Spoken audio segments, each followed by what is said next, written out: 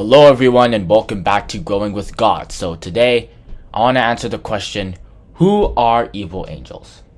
So first off, what is an angel? Well, an angel is a spirit being that is made in the image of God.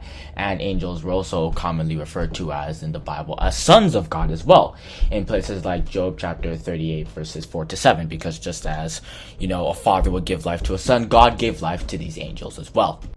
But if you read Psalms chapter 78 verse 49, we see the verse mentioning evil angels. The verse reads, "He cast upon them the fierceness of his anger, wrath, and indignation, and trouble, by sending evil angels among them." So usually when we think of angels, we think of righteous, pure, and holy beings in heaven. However, this verse is saying that God has evil angels apparently. So what does this all mean? Well, evil angels are no different from God's regular angels in the sense that they're not some, kind of different being. The only difference between God's holy angels and the evil angels mentioned in this verse is that the evil angels have chosen to rebel against God and instead have decided to follow Satan, who was the first person to rebel against God, as we see in Isaiah chapter 14 verse 12. And these angels have a couple notable roles that they play in our lives. For example, evil angels are the ones responsible for dragging people to do evil. We see the attempt of these kinds of spiritual forces trying to bring people into evil in Matthew chapter 4, where Satan's forces, represented by Satan himself, were trying to get Jesus to do things that he wasn't supposed to do, like breaking his fast or to bow down to Satan. And we also see instances like Matthew chapter 9 verse 33, where people were possessed by these evil angels, making them to do evil as well. And another important job that these evil angels do also is to fulfill God's will whenever it requires destruction and creating confusion, because evil angels like to cause destruction and do things like this. And, God knows this very well, and so he uses them for this purpose. We see this kind of idea in Proverbs chapter 16 verse 4, where the verse says that even those who are evil, the evil entities, have a use in God's plan. This verse reads, "The Lord hath made all things for himself, yea, even the wicked for the day of evil."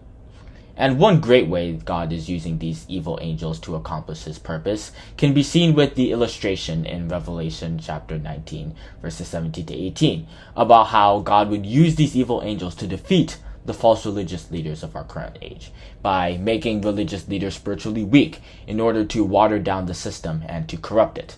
And then we also see in Matthew chapter 24 verse 28 that these evil angels were described as eagles trying to feast on a dying system and destroy it. So it's that same kind of idea of God using evil angels to forward his purpose.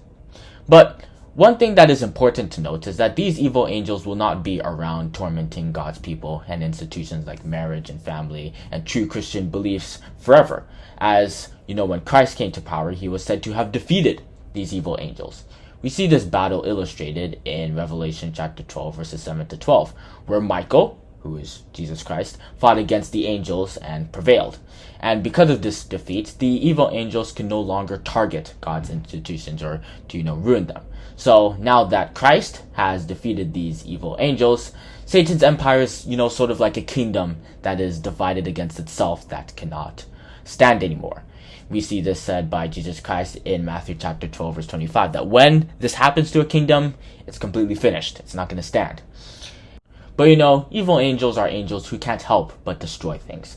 But now God will only allow the evil angels target God's institution in a way that will forward his purpose, and also to fulfill God's will to destroy the evil institutions of this world, such as, the political systems or economic systems that have held people in bondage for hundreds of years. So all of this all connects back to that Proverbs chapter 16 verse 4, which says that these evil angels end up fulfilling God's will nonetheless, because, they are sort of advancing his purpose in some way or another. Plus, it was even said in Isaiah chapter 2 verse 2 that when God's plan is declared and established, no one, no matter how powerful they are, no matter how, how much will they have, they can never go against it. We see in Isaiah chapter 55 verse 11 where Isaiah the prophet was talking about how once God proclaims something, nobody can go against it. This verse reads, "So shall my word be that goeth forth out of my mouth. It shall not return unto me void, but it shall accomplish that which I please, and shall prosper in the thing whereto I sent it."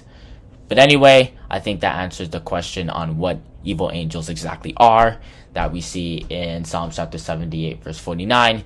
If you have enjoyed this video, I'd greatly appreciate it if you hit those like and subscribe buttons down below, and also to click that notification bell, because we're always coming out with new Growing with God videos, and I think it would be great if you don't miss a single one of them. Have a great day, and I'll see you in the next one.